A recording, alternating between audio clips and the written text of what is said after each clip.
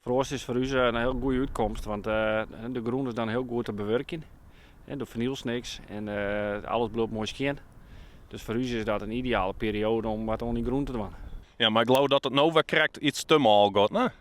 Nou, dit had ik eerlijk gezegd net verwachten, want we zijn juist de morgen ben we begonnen.